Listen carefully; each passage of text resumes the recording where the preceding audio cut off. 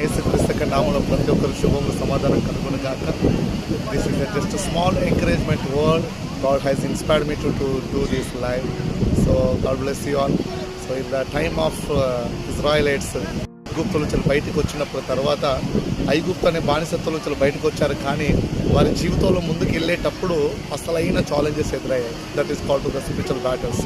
The challenge is nothing but వాళ్ళు ముందుకు సాగడానికి అక్కడ మార్గం లేకుండా ఉన్నదండి.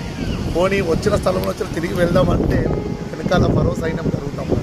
సో వెనుకకు వెళ్ళలేక ముందుకు సాగిపోబడలేక మధ్యలో ఉండి సో దేవుడు అద్భుతం చేయునా లేదా అని చెప్పి ఆలోచిస్తున్నప్పుడు దేవుడు తన ప్రవక్త ద్వారా తన హస్తమును చాపించి మార్గం లేని స్థలంలో మార్గం ఏర్పాటు చేస్తున్నాడు.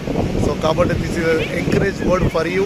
If there is no way in your life, ఒకవేళ నీ జీవితంలో ఏ మార్గం లేదని చెప్పి అనుకొని నువ్వు దుఃఖంతో బాధతో వేదనతో ఉన్నట్లయితే I prophesy, I declare as a prophet of God in the mighty name of Jesus.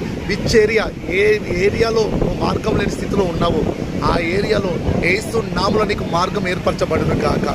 నజరేయుడైన యేసుక్రీస్తు నామములో God is a creator, is open every everything. Nothing is impossible with Jesus Christ. So in Jesus Christ mighty name I speak way where there is no way in Jesus mighty name.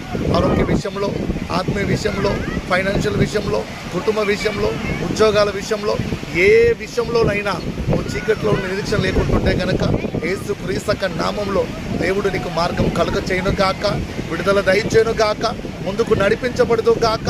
యేసుక్రీస్తు నామములో నీ పరుగు కడుముట్టించును గాక. In Jesus Christ mighty name I pray. Amen, amen, amen.